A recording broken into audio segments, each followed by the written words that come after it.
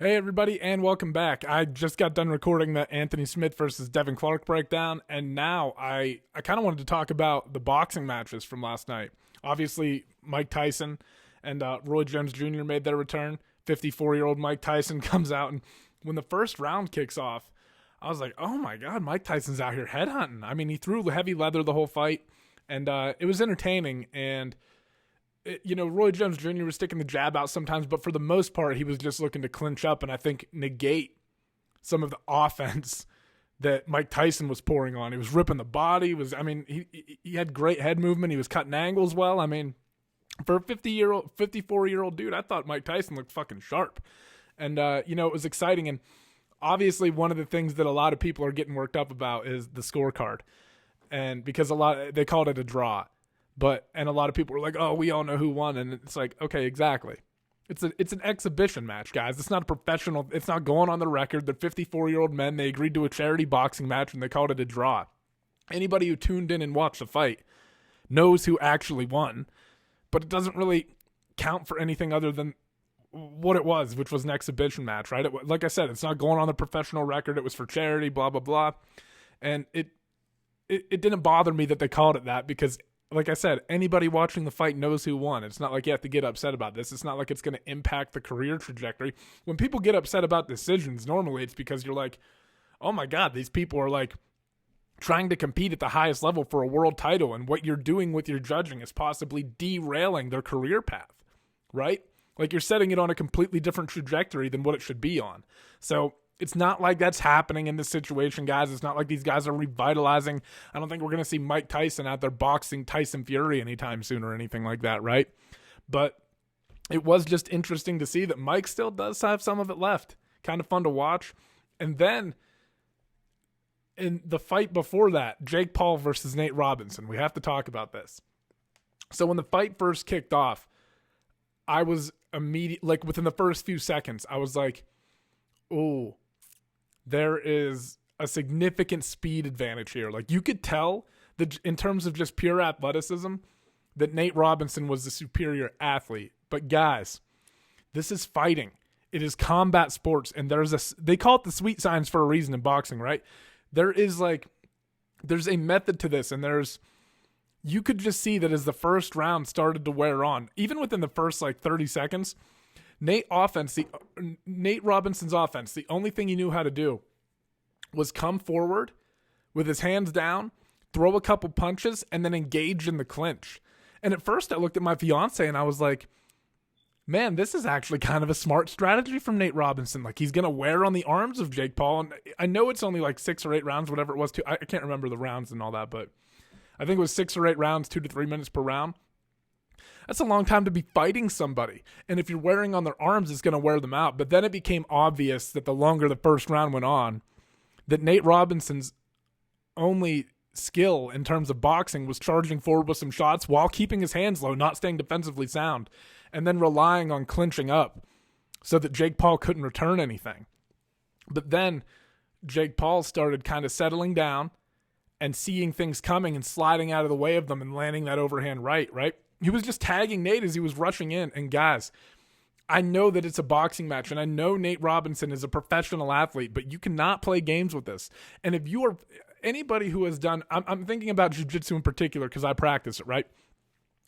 Anybody who has done jiu-jitsu knows what it's like to come in and not really know what you're doing and get your ass absolutely handed to you. And then as you develop over a few years, you do the same thing to somebody else that comes into the gym. If you are, there are exceptions, right? Like if you got a wrestler coming in, or if you just have an extraordinarily athletic person or a very large person, right?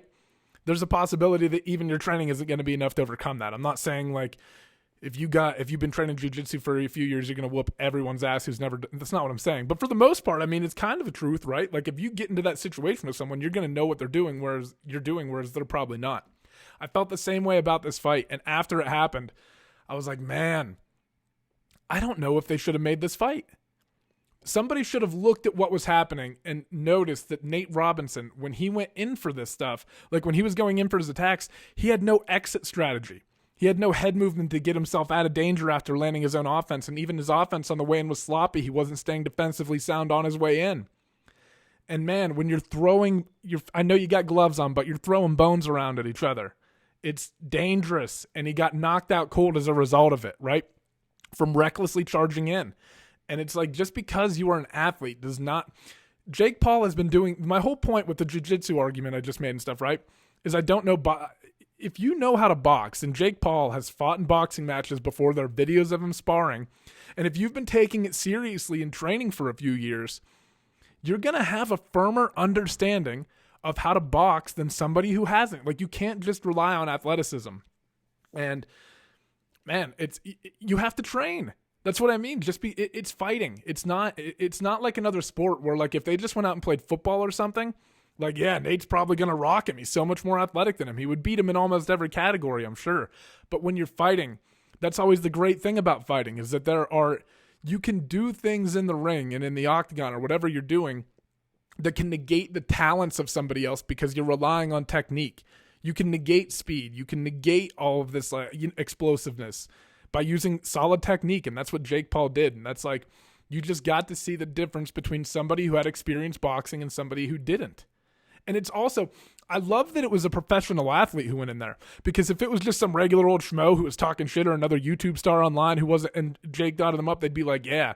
But this, to me, it was like a reality check for most people. Like, just because you're the more athletic person and just because you know what it doesn't mean that you know how to fight or that you can go in there and just kind of wing it. You have to take it seriously. You have to train, and you have to take the necessary time to prepare. And somebody should have looked at those two guys fighting. Like, somebody should have watched Nate Robinson spar and watched Jake Paul spar. And I don't think if you could have saw sparring footage of like a real live against training partners, I don't think it would have been too hard to look at this fight and go, ooh, this is not a good idea. This is not a good idea. And I mean, even there were videos where I was watching Nate Robinson hit pads online, and it was just like he was firing stuff out, and then he would like you could see the gears turning as he like mixed it up and went to the body. There's the fluidity that comes with people who train. And I'm not saying Jake Paul, and he calls out like Conor McGregor and stuff after it. It doesn't mean he can beat people like that. Like, I think he's a little bit delusional in that regard. But I just thought it proved a great point that you, just because you're not the more athletic person, like if you know how to fucking fight and the other person doesn't know how to fight, the person who knows how to fight is usually generally going to win, barring like extreme circumstances, like I said, where the guy's he's outsized you, or he does have some kind of odd background that aids itself to it. But man, I don't think basketball and boxing, I don't think they mix necessarily. It's not like you can just jump from one to the other and be good at it. And I bet if you took most boxers and watched them play basketball, you'd be like, whoa, like, this is silly. I'm not saying, I would guess, and like athleticism is important, right? Like, if Nate Robinson committed his time more to boxing, he probably would get better at it than if he took it seriously. And actually, he's a professional level athlete. I mean, his body, I think he's faster, he's more explosive. If he could discipline himself and like train himself in these ways, he might be better than Jake. But Jake just had the experience, and it shone through in this fight. Those are my thoughts on it. I just think that if you know what you're doing and you go up against somebody else who doesn't know what they're doing, even if they are a pro athlete in something else, it doesn't matter, man. It's fighting, and it's dangerous, and there's levels to everything, even this. And you just got to see, like, I think kind of what you saw with Jake Paul out there was kind of like, it felt like a blue belt grappling against a white belt on his first day at the gym. It was domination. Like, it was going to end that way. And I'm not saying that Jake Paul could go in there with like, and hang technique wise with somebody who's like a purple or brown belt level in boxing. I don't know what the equivalent would be. I'm not good with boxing.